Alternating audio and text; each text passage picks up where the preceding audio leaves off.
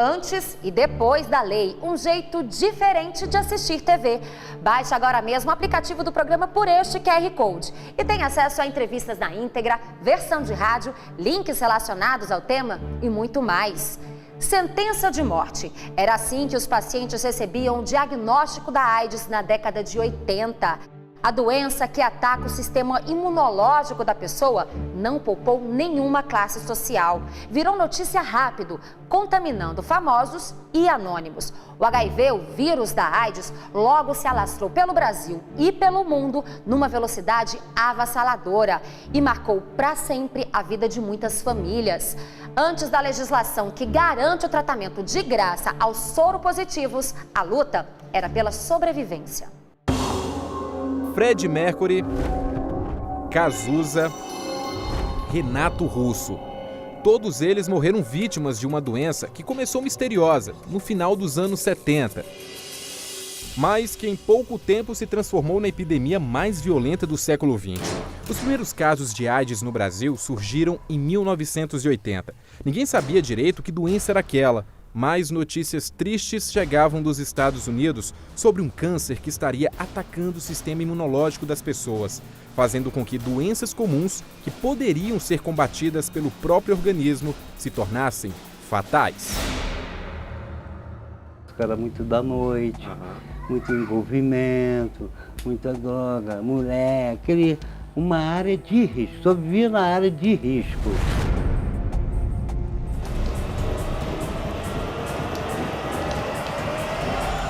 Carlos Augusto, hoje com 53 anos, só percebeu que tinha contraído o vírus HIV quando o corpo reclamou da vida sem limites.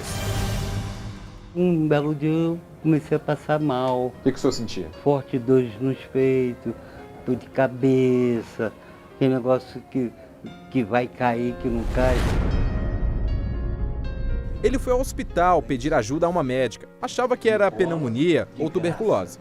Foi feito o exame de pulmão, que foi visto que eu não estava com nada disso, foi mostrado a chapa do pulmão.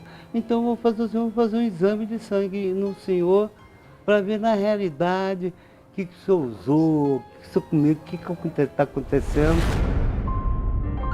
O sangue foi coletado. Por causa dos sintomas, ficou internado até o resultado do exame. Ela veio sutilmente falando comigo que eu tinha síndrome da insuficiência imunológica de gorila. Contraiu o vírus. Entendeu? Aí o mundo despencou.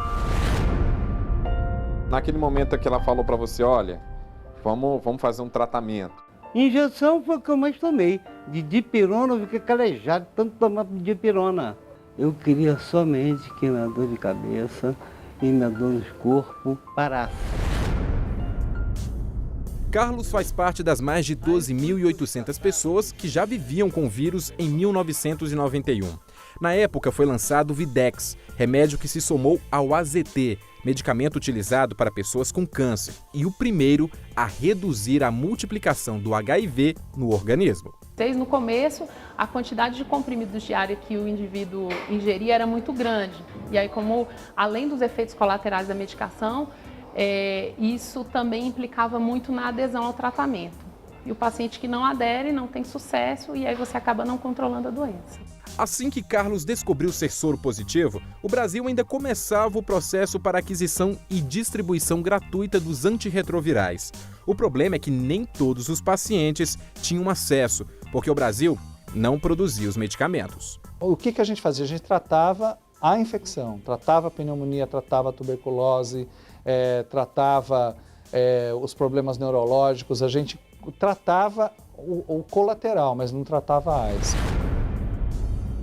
Na época, para se ter uma ideia, um tratamento de uma pessoa com AIDS, ela podia custar alguma coisa como $12 mil por ano, $10 mil por ano, chegou a custar até mais que isso. O meu prato agora é risco de vida. Foi exatamente isso que o cantor e compositor Cazuza fez. Em 1987, quando a AIDS começou a desenvolver no organismo dele, Cazuza foi levado para Boston, nos Estados Unidos, para ser submetido ao tratamento à base de AZT. Com recursos terapêuticos disponíveis escassos e a necessidade de atenção hospitalar cuidadosa e prolongada, foi criado um Programa Federal de Controle da AIDS. Por meio da Portaria número 236 de 1985, o governo resolveu coordenar em todo o país ações de vigilância epidemiológica da AIDS. A justiça nessa época ela era muito novata, ainda muito, digamos até assim, amadora. Né? Não eram casos, as pessoas ainda não buscavam a justiça buscando essa tutela sobre a sua saúde. Eu quero que o Estado me garanta a saúde. Olha, em determinada região do mundo, né, tem um tratamento eficaz, eu quero ser submetido a esse tratamento. Em 1993, quando foram registrados mais de 16 mil casos de contaminação, o país começou a produzir o AZT e a fazer a distribuição gratuita do medicamento para o tratamento, mesmo contrariando um acordo de prevenção com o Banco Mundial na luta contra a AIDS. Quando a gente foi discutir que o governo brasileiro ia fornecer o medicamento, e aí era um pouco antes da lei, já veio uma posição do Banco Mundial e de vários organismos internacionais contestando o Brasil e dizendo que a gente, como um país em desenvolvimento, não deveria fornecer o medicamento, que a gente deveria concentrar nossas ações só na área de prevenção, que medicamento era uma coisa só para país rico. Já com a produção e distribuição da AZT no país, estudos mostraram que o uso do coquetel ajudava a prevenir a transmissão do HIV de mãe para filho durante a gravidez e o parto. Mas para Silma, a informação chegou tarde. Silma descobriu que contraiu o vírus da AIDS em 1994, no momento do parto. Chegou a fazer o pré-natal, mas não identificou isso no início. Foi isso, Silma? Foi. Aí quando eu descobri que era soro positivo mesmo, comprovado assim, na justiça, em tudo, né? Foi no nascimento dela. Mãe e filha passaram a tomar os coquetéis que o Brasil produzia. Foi essa luta, né? Eu ia para o médico, ele passava um remédio, meu organismo não aceitava aquele remédio, aí eu voltava no médico, aí ele passava, a gente tentava outro. O primeiro coquetel você tomava quantos comprimidos? Tomava 12. 12 comprimidos? 12. Com as tentativas foram só aumentando o remédio. Até minha médica falou para mim que se eu não conseguisse aderir a esse remédio, eu ia ter que tomar muito mais. Antes de 1996, o portador do HIV só tomava o coquetel se apresentasse os sintomas. O critério era eminentemente clínico. Se a pessoa tivesse doente, com cara de doente, com manifestações clínicas, aí a gente entrava com o coquetel.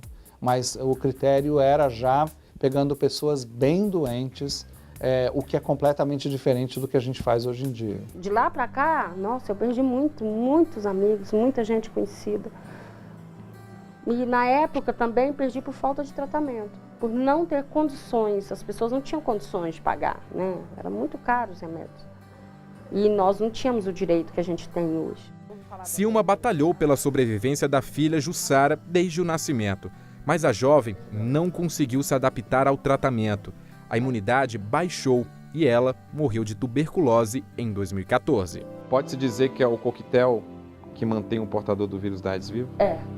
A sobrevida do portador hoje está no remédio.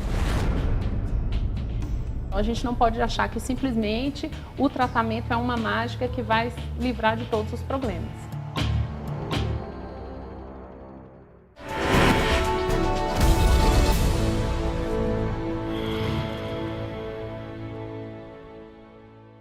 Você está sempre conectado ao Facebook? Nós também. Atualizamos a página do STJ o tempo todo.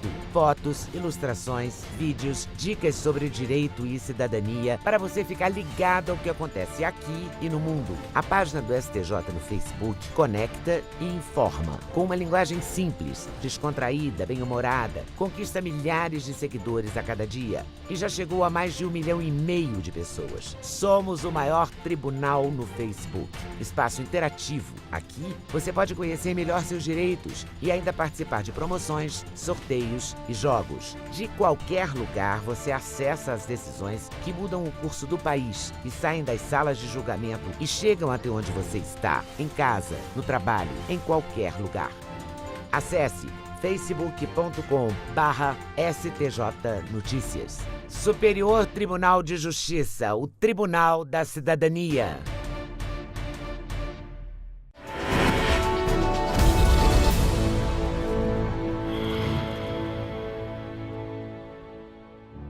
Com a chegada de uma nova legislação, o portador do vírus HIV ganhou mais qualidade de vida. A taxa de mortalidade caiu e a esperança da cura passou a ser uma realidade entre os pacientes. Você já se imaginou tendo que tomar 20 comprimidos todos os dias para o resto da sua vida para tratar uma doença? E pior, saber que a tal enfermidade não tem cura?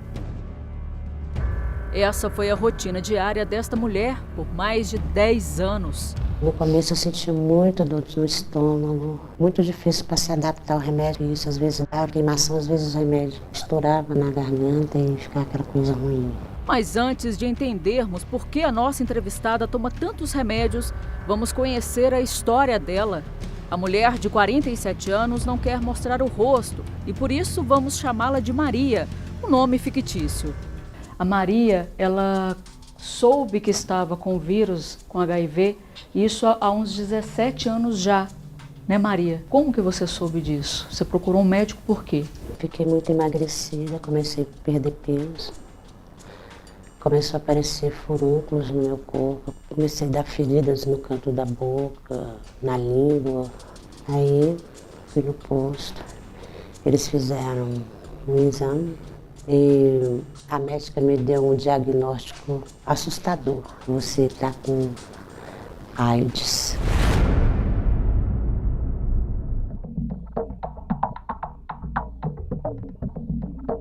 Em 1982, o país estava vivendo uma epidemia chamada AIDS. Diante do retrato assustador de mortes prematuras e de uma doença que não tinha cura, uma janela de esperança se abriu para os milhares de infectados. Fora daqui, lá no Canadá, no Congresso de Vancouver, em 1996, foi anunciada a descoberta das drogas inibidoras que diminuíam a quantidade do vírus e evitavam a eclosão da doença. A AIDS passou a ser um problema de estado, de sobrevivência do homem. E por isso, no dia 13 de novembro do mesmo ano, o governo brasileiro criou a Lei 9313, que no artigo 1º garantia o direito dos portadores do vírus HIV e de doentes de AIDS de receberem gratuitamente do Sistema Único de Saúde toda a medicação necessária ao tratamento. A lei, de verdade, o que ela garante é o acesso. Aquilo que era esporádico, excepcional e que atendia pouca gente, a lei passa a garantir que isso muda de uma forma radical e passa a ser de verdade uma questão universal. Para os critérios da época, todo mundo que precisava tomar um medicamento, tomava o medicamento. Isso foi o que mudou com a lei e isso foi extraordinário. No mesmo ano da data da criação da lei, os casos da doença somavam quase 24 mil no país. 3 anos depois, a mortalidade dos pacientes caiu 33,3% e a qualidade de vida dos portadores melhorou significativamente. Hoje, a gente tem no Brasil, né, durante todo esse período, um tremendo impacto na mortalidade. Um estudo divulgado em 2014 por pesquisadores internacionais, eles mostram que o Brasil teve a maior queda de mortalidade de todo o mundo em função da oferta do coquetel, né? Essa queda de mortalidade ela é muito importante, mas ela é só um indicador de como a lei beneficiou. O coquetel ajudou pessoas como a Dona Isabel, que hoje está com 62 anos de idade. E a Dona Isabel descobriu que ela era portadora do vírus HIV, isso há 9 anos. Dona Isabel está aqui do meu lado. Quem vê Dona Isabel com essa força toda, Não acredita, né, dona Isabel, que a senhora chegou aqui, a senhora estava com quantos quilos? 33 quilos. Não andava, não falava, não comia, não banhava por mim mesmo, tinha que ser por intermédio de outras pessoas. Até mesmo para trocar fralda tinha que ser outras pessoas, e hoje em dia não. Hoje eu faço tudo, graças ao meu bom Deus. Quando a senhora descobriu, chegou a tomar esses 20 comprimidos. Essa lei, esse coquetel, o que ele melhorou na vida da senhora? Eu tomava 18 comprimidos, hoje em dia eu tomo 3. Daqui mais 2 meses eu vou tomar 1. Hoje em dia eu levanto a mão para o céu e agradeço.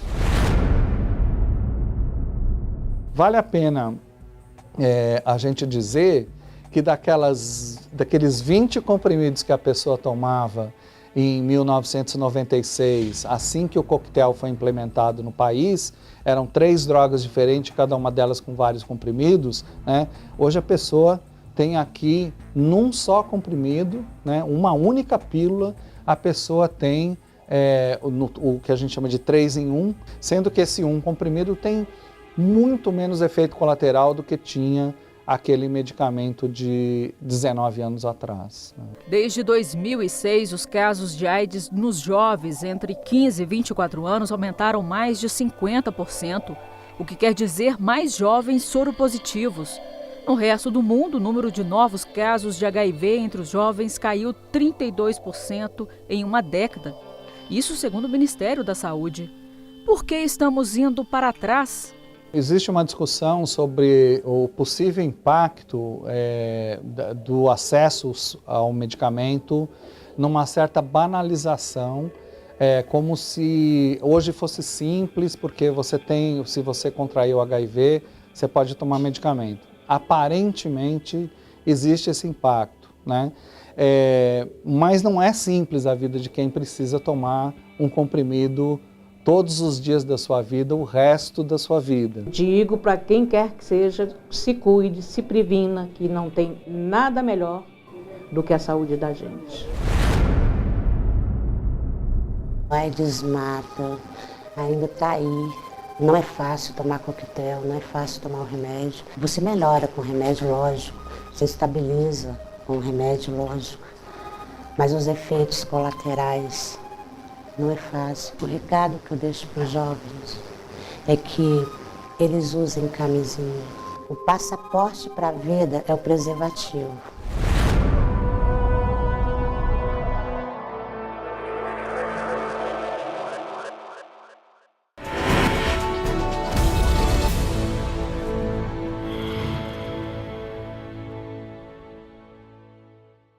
Você está sempre conectado ao Facebook? Nós também. Atualizamos a página do STJ o tempo todo.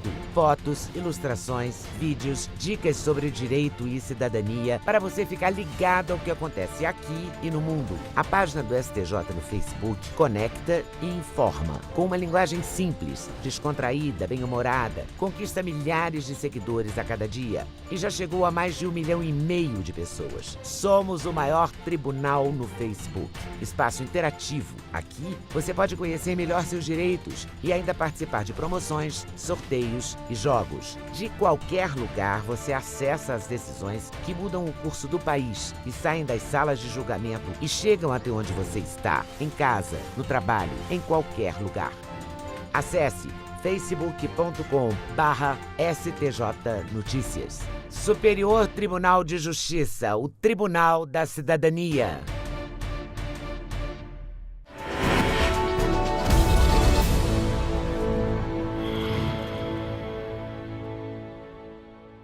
Hoje, com a ciência cada vez mais perto da cura da AIDS, a população se descuida. Enquanto a maioria dos países reduz os casos, o Brasil segue na contramão, com o aumento do número de infectados, principalmente entre os mais jovens. O Centro de Teste e Aconselhamento de Brasília realiza aproximadamente 10 mil testes de HIV por ano na capital federal. A maioria feita por jovens como Amanda. Para manter o sigilo, usamos um nome fictício. Triagem feita, é hora de colher o sangue. A espera pelo resultado é angustiante. Eu tô ansiosa, tô nervosa. E o resultado, independente de qual for? Independente de qual seja o resultado, a vida continua, né? Se der positivo, vamos tomar os remédios, vamos fazer o tratamento certinho. E se der negativo, isso aí, não cometer mais os erros, né, de fazer sexo sem se prevenir. Em 15 minutos chega a resposta. Chegou agora com o resultado, e aí?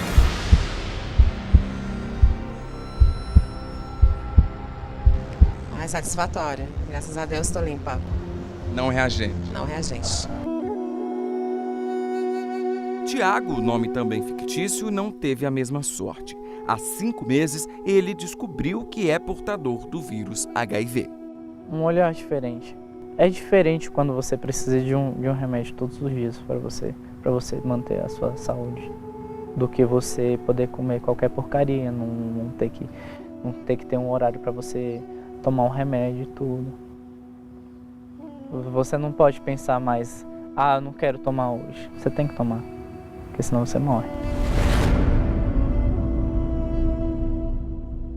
Eu queria realmente não fazer tanto sexo quanto eu fazia e tudo, e com pessoas distintas. Depois do susto, o otimismo. Bola pra frente e tudo, que a vida vai continuar sendo a mesma, você só precisa se tratar.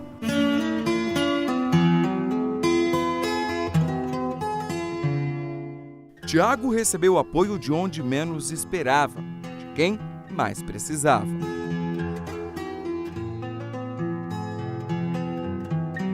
A descoberta do vírus da AIDS veio no 4º mês de namoro.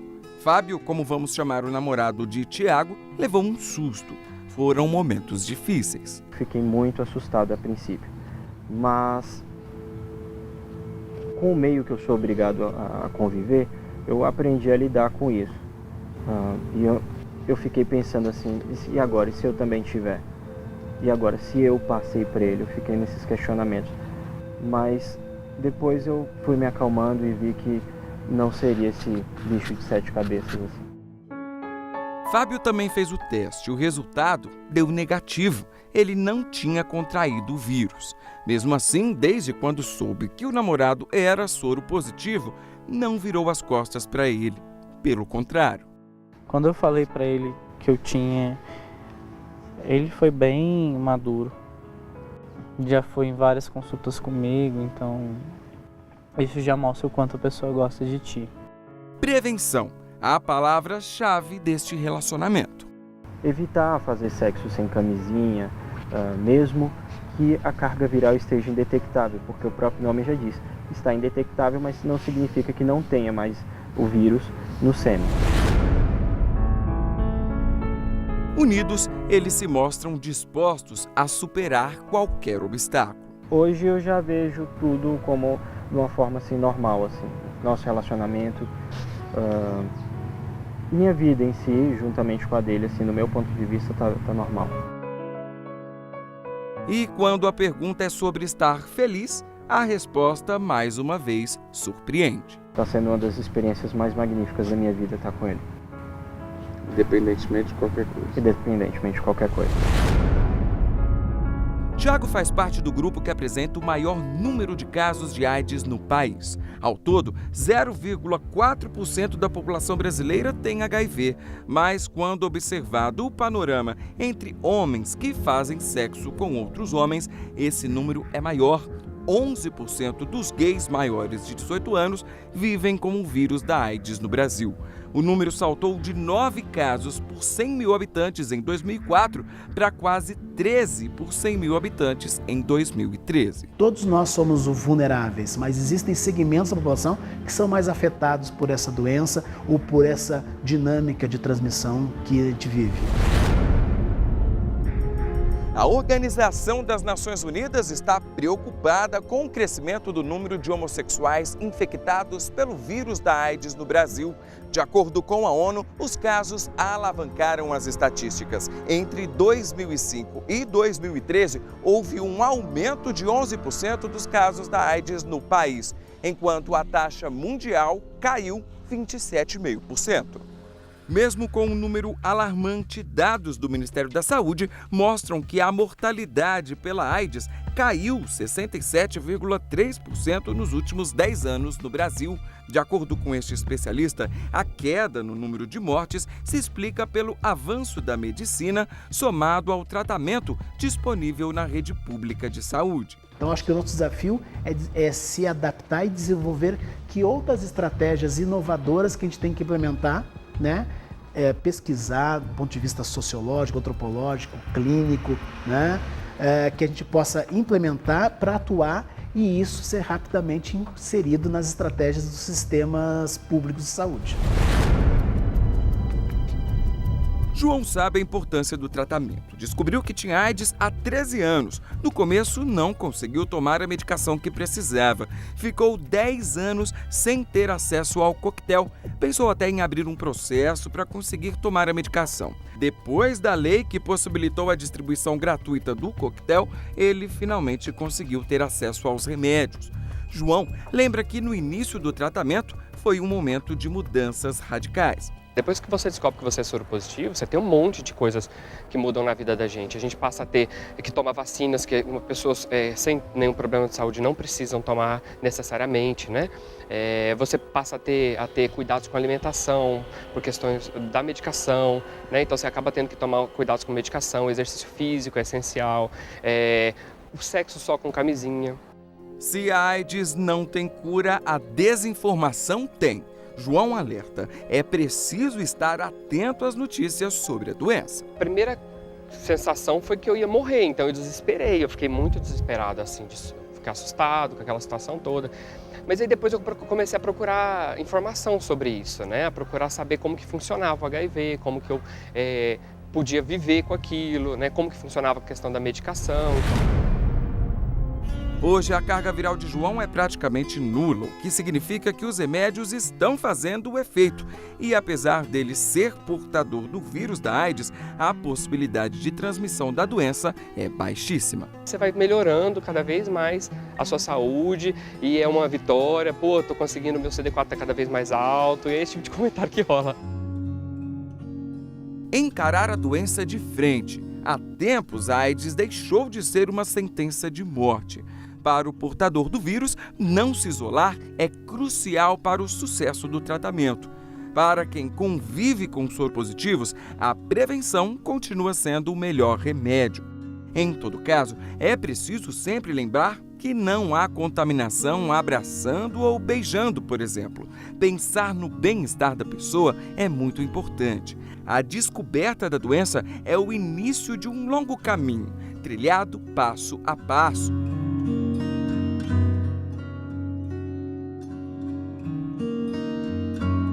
Não é aquela coisa de você pegar a mão e arrastar a pessoa. É uma coisa mais ou menos como você pegar a mão da pessoa e caminhar junto.